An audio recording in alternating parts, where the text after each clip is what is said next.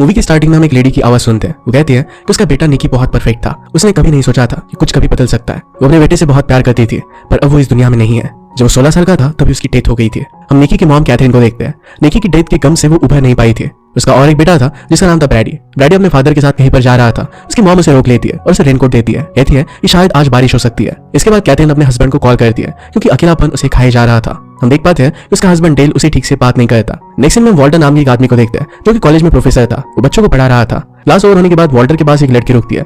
उसका नाम शेरी था। वो उसी कोर्स के बारे में बात कर रही थी। वॉल्टर उसे बहुत ही अच्छी तरीके से बात करता है। शेरी भी उसके साथ बहुत ही अच्छी तरीके से बिहेव कर रही थी। इसके बाद हम हमारे और एक कैरेक्टर जॉर्डी को देखते हैं जो एक सेंट्रल जेल में था। जॉर्डी वहां पर इसलिए था क्योंकि उसने कार चुराई थी। वो अकेला बैठा हुआ था। उसके बाद जेलर आता है। जेलर उसे कहता है कि फिर से ऐसा कुछ भी मत करना जिससे फिर से तुम्हें जेल में आना पड़े। जॉर्डी फिर से ऐसा कुछ भी ना करने का वादा करता है। वहां पर कुछ इनमेट्स बास्केटबॉल खेल रहे थे और बॉल जॉर्डी को लग जाता है। इससे गुस्सा होकर उनसे वो लड़ने लग गया। नेक्स्ट में हम डेनिस को देखते हैं। डेनिस वॉल्टर का ब्रदर था। डेनिस एक अपार्टमेंट में था और वहां पर पागलों की तरह बिहेव कर रहा था। वो बहुत टाइम से एक ही रूम में बंद हुआ था। वो कुछ समय पहले कार एक्सीडेंट में था और उसी के साथ वॉल्टर भी था। इस एक्सीडेंट की वजह से डेनिस को सदमा लगा था और इसके बाद से वो रूम से बाहर नहीं निकलता। नेक्स्ट में हम फिर से कैथरीन को देखते हैं जो ठीक नहीं लग रही थी। जब भी वो अपने बेटे के बारे में सोचती है तो लोगों पर बहुत ही आसानी से गुस्सा हो जाती है। नेक्स्ट में हम जॉर्डी को देखते हैं जिसका सेंटेंस अब खत्म हो चुका था और उसे जेल से छोड़ दिया जाता है। उसे लेने के लिए उसके फादर आए थे। उसके डैड उसे कहते हैं कि तुम्हारी मॉम तुम्हारी चिंता कर रही थी। इस बात पर जॉर्डी भड़क जाता है। कहता है कि वो मेरी मदर नहीं है। हमें पता चलता है कि जॉर्डी के फादर जिस मदर के बारे में बात कर रहे थे वो एक्चुअल में उसकी स्टेप मदर थी। उसे अपनी स्टेप मदर पसंद नहीं और इसी वजह से उस पर वो गुस्सा रहता है। स्टेप मदर का नाम एलिस था। उसके डैड उसे बाकी चीजों के बारे में बात करने लगे और उस पर गुस्सा हो जाता है। बातों बातों में हमें पता चलता है कि जो कार जॉर्डी ने चुराई थी उसने उसका एक्सीडेंट भी कर दिया था। इस बात से उसके डैड बहुत ही ज्यादा गुस्सा थे।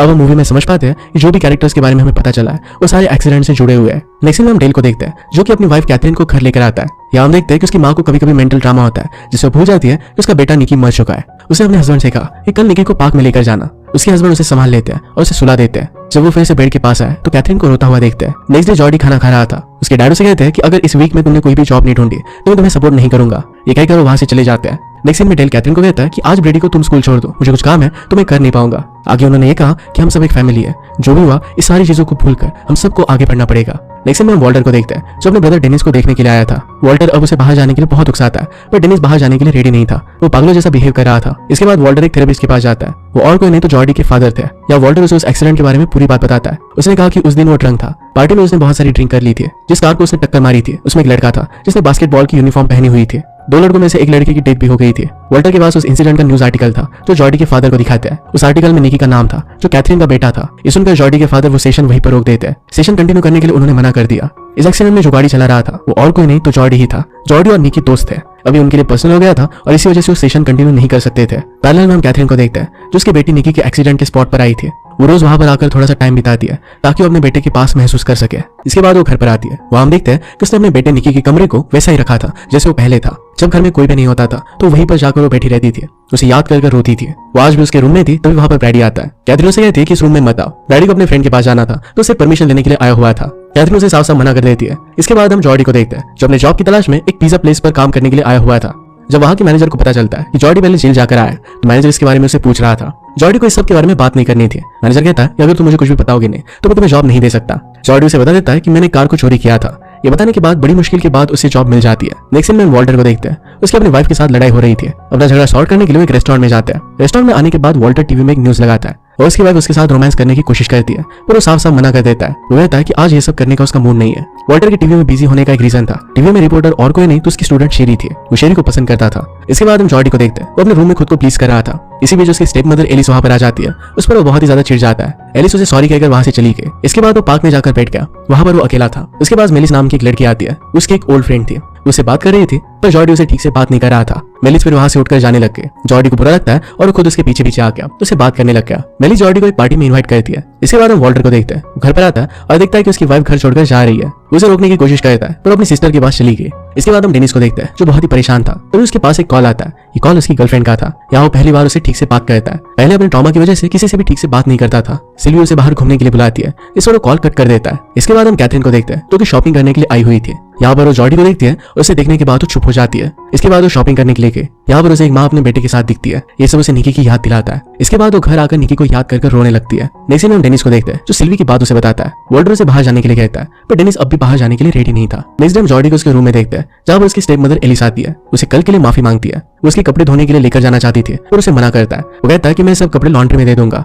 एलिस उससे बात करती है पर जॉर्डी उस पर गुस्सा हो जाता है, कहता है कि तुम मेरी मदर नहीं हो। इसके बाद हम वॉल्टर को स्कूल में देखते हैं। वहां पर वॉल्टर बहुत सारी बुक्स हाथ में लेकर जा रहा था और उसके हाथ से बुक्स नीचे गिर जाती है। ये बुक्स उठाने के लिए उसकी स्टूडेंट शेरी आती है। इसके बाद शेरी और वॉल्टर घर आकर दोनों इंटीमेट हो जाते हैं। नेक्स्ट में हम कैथरीन को देखते हैं। वो जा रही थी और तभी उसे एक लड़का दिखा जिसका वो पीछा करती है। जब वो उसे देखती है तो कोई और ही लड़का था। उसने निकी को एक्सपेक्ट किया था, वो उसे भुला नहीं पा रही। नेक्स्ट में हम कैथरीन को डेल और ब्रैडी के साथ खाना खाते हुए देखते हैं। कैथरीन ब्रैडी को बास्केटबॉल खेलने के लिए जोर डालती है। ब्रैडी कहता है कि बास्केटबॉल खेलने के लिए मैं अच्छा नहीं हूँ। कैथरीन कहती है कि तुम्हारे फादर एक बास्केटबॉल प्लेयर है, तुम्हारा ब्रदर भी था, तुम्हें उनकी तरह बनना चाहिए। डेल उसे कहता है कि बस बहुत हो गया। ये सुनकर कैथरीन वहां से चली जाती है। नेक्स्ट में हम एलिस को देखते हैं जिसने कपड़े नहीं पहने थे। वहां पर जॉर्डी आता है और इसके बाद उसे जाने के लिए कहती है। जॉर्डी वहां से नहीं जाता और उसके साथ इंटीमेट होने की कोशिश करता है। यहाँ पर एलिस भी उसे नहीं रोकती और दोनों इंटीमेट हो जाते हैं। इसी बीच वहां पर जॉर्डी के फादर आ गए। जॉर्डी बाथरूम में जाकर छिप जाता है। उसके फादर बाथरूम में जाने वाले थे पर एलिस उन्हें रोक लेती है और उनके साथ इंटीमेट होने लग गए। इस चीज का फायदा उठाकर जॉर्डी वहां से चला जाता है। नेक्स्ट सीन में ब्रैडी बास्केटबॉल खेलने की कोशिश कर रहा था पर उसे बास्केटबॉल थोड़ा सा भी पसंद नहीं आता। अपनी मदर के कहने पर वो करना चाहता था। यार डेल भी काम कर रहा था तभी उसकी उंगली पर कुछ कट लग जाता है। ब्रैडी फर्स्ट एड किट लेने के लिए जाता है। जब उसकी मॉम ब्रैडी के हाथ में निकी की बॉल देखती है वो इस बात पर गुस्सा हो गई और कहती है कि मैंने तुम्हें कितनी बार बताया निकी की चीजों को हाथ मत लगाया करो। इस बात पर ब्रैडी कहता है कि वो मर चुका है। नेक्स्ट में हम डेनिस को देखते हैं। उसके बाद उसका ब्रदर वॉल्टर और सिल्वी आई थी। सिल्वी को देखकर डेनिस परेशान हो जाता है। वॉल्टर उसे यहाँ पर लेने के लिए आया था ताकि वो सिल्वी के साथ बाहर जा सके। उसके बिहेवियर को देखकर वॉल्टर सिल्वी को जाकर गाड़ी में बैठने के लिए कहता है। वॉल्टर उसे तैयार तो कर देता है फिर भी उसके साथ नहीं जाता। वॉल्टर को अकेले वहां से जाना पड़ता है। इसके बाद हम जॉर्डी और एलिस को साथ में देखते हैं। उन्होंने अपना अफेयर कंटिन्यू किया था। इसके बाद जॉर्डी जब जॉब पर था तो उसे फिर से मेलिस मिलने के लिए आए। वहां पर दोनों बात करते हैं। वो जब बात कर रहे थे तभी मैनेजर उन्हें देख लेता है, कहता है कि तुम्हें सही से काम करना चाहिए। रात में हम कैथरीन को देखते हैं जो कि अकेली बैठी हुई थी। वहां पर उसका बेटा पानी पीने के लिए आता है। कैथरीन उसे बात करने की कोशिश करती है। उसका बेटा कहता है कि मुझे परेशान मत करो। वहां से वो चला गया। रात में वो ब्रैडी के सोने के बाद मन ही मन में उसे माफी मांगती है। नेक्स्ट में मेलिस को देखते हैं जो कि जॉर्डी के घर उसे छोड़ने के लिए आती है। जॉर्डी मेलिस को उसके घर लेकर जाता है। वो दोनों कुछ बातें करते हैं और एक दूसरे के साथ अच्छा सा टाइम स्पेंड करते हैं। उन दोनों ने फिर किस किया। तभी वहां पर उसकी मदर आ गई। जॉर्डी से उसकी फ्रेंड को मिलवाने के लिए कहती है। मिलने के बाद वो वहां से चली जाती है। उसे देखकर हम समझ जाते हैं कि वो बहुत ही जेलस फील कर रही थी। नेक्स्ट में वॉल्टर को देखता है जो कि अपने भाई डेनिस के साथ था। वहां पर सिल्वी आती है और देखकर डेनिस चुप हो जाता है। वॉल्टर के थोड़े से समझाने के बाद वो सिल्वी से बात करता है। नेक्स्ट में हम जॉर्डी और मेलिस को देखते हैं जो दोनों झूला झूल रहे थे। जॉर्डी नीचे गिर जाता है तो उसके पीछे पीछे जानबूझकर मेलिस भी नीचे गिर गई। वो दोनों बहुत बातें करते हैं। मेलिस उसे उसकी माँ के बारे में पूछती है, क्या तुम उसे सचमुच में अपनी मदर मानते हो? वो कहता है कि ऐसा कुछ भी नहीं है। मेलिस ने उसे कहा कि क्या तुमने अपनी मदर को नोटिस किया कि किस तरीके से हमें वो देख रही थी और ऐसा रिएक्ट कर रही थी कि जैसे मैंने उसका बॉयफ्रेंड छीन लिया हो। जॉर्डी उसे अपनी स्टेप मदर के बारे में बात करने से मना करता है। मेलिस ये बात मान लेती है। वो पूछती है कि क्या तुम मुझसे प्यार करते हो? इस बात पर वो हाँ कहता है। इसके बाद वो दोनों किस करते हैं। नेक्स्ट में वॉल्टर शेरी के साथ था। वॉल्टर और दोनों बात कर रहे थे। शेरी कहती है कि उसने उसका 2 साल पहले इंटरव्यू लिया था जब उसका एक्सीडेंट हुआ था। वॉल्टर को एक्सीडेंट के बारे में बात करना अच्छा नहीं लगता तो वहां से वो निकल जाता है। इस बात का उसे गिल्ट था। दूसरी तरफ हम जॉर्डी को देखते हैं जो अपने काम पर था। वहां पर पिज्जा मैनेजर आकर उसके काम के लिए उसे बहुत सुनाता है। जॉर्डी ऑलरेडी बहुत परेशान था और ये सब सुनने के बाद वो क्विट कर देता है। इसके बाद हम उसे मेलिस के साथ देखते हैं। वो अंदर अपनी टी-शर्ट चेंज करने के लिए जाता है तभी वहां पर एलिस आती है और उसे रोकने की कोशिश करती है। उससे बात करना चाहती थी पर वो वहां पर नहीं रुकता। इसके बाद दोबारा घर आने पर उसे उस एक्सीडेंट के बारे में याद आती है। वो निकी की मॉम को कॉल कर बुलाता है क्योंकि एक्सीडेंट की रात निकी उसी की गाड़ी में था। नेक्स्ट डे कैथरी जॉर्डन के बुलाने पर उसके पास आती है। दोनों फिर बात करते हैं। जॉर्डी कहता है कि ये सब मेरा ही फॉल्ट था, कार चुराने का प्लान मेरा ही था और अनफॉर्चुनेटली एक्सीडेंट हो गया। उसने सामने वाली कार को देखा ही नहीं था और वो बहुत ही तेज आ रहे थे। जॉर्डी सारे एक्सीडेंट की रिस्पॉन्सिबिलिटी अपने आप पर ले रहा था। कैथरीन ये सब सुनकर कहती है कि सारी गलती मेरी है, मैंने अपने बेटे को पूरा समय नहीं दिया था। अगर मैं उसके पास होती तो ऐसा कुछ भी नहीं करता। वो कब अपने टीनेज ईयर्स में आगे बढ़ गया उसे पता ही नहीं चला था। इसके बाद हम वॉल्टर को देखते हैं जिसके पास डेनिस का कॉल आता है। उसे कहता है उसके पास सिल्वी का कॉल आया था और उसे उसके साथ बाहर जाना है। ये सुनकर वॉल्टर को अच्छा लगता है। हम कैथरीन को देखते हैं जो घर आकर अपने बेटे की सारी चीजों को आग लगा देती है। अब वो मूव ऑन करना चाहती थी। चीजों को जलता देख डेल वहां पर आता है और आग बुझा देता है। इस सब के बाद वो अपने बेटे ब्रैडी से भी माफी मांगती है। उसे बताती है कि मैं कुछ दिनों के लिए तुम्हारी आंटी के यहाँ पर जा रही हूँ। नेक्स्ट में हम वॉल्टर को देखते हैं जो डेनिस को रेडी कर रहा था। डेनिस तैयार होकर निकल जाता है। अब वो 2 साल के बाद घर से बाहर निकल रहा था। वॉल्टर को रियलाइज हुआ कि उसे निकी की मदर से बात करनी चाहिए, उसे माफी मांगनी चाहिए। वो भी इतने सालों से गिल्ट में था। नेक्स्ट में हम जॉर्डी को देखते हैं। वो घर आकर एलिस से बात करने की कोशिश करता है। वहां पर उसके डैड आकर उसे मारने लगता है क्योंकि एलिस ने उसे सब कुछ बता दिया था। मार खाते वक्त वो नहीं रुकता और अपने डैड को मारने लग जाता है। इस सब के बीच में एलिस आके और अपने हस्बैंड को वहां से लेकर जाती है। नेक्स्ट में वॉल्टर कैथरीन से माफी मांगने के लिए आता है। कैथरीन अपने हस्बैंड को छोड़कर जा रही थी। जब उनके बेटे की डेथ हुई थी तो उसके हस्बैंड ने एक आंसू भी नहीं बहाया था। वो रात रात तक रोती रहती है। उसने उसे बिल्कुल भी सपोर्ट नहीं दिया था।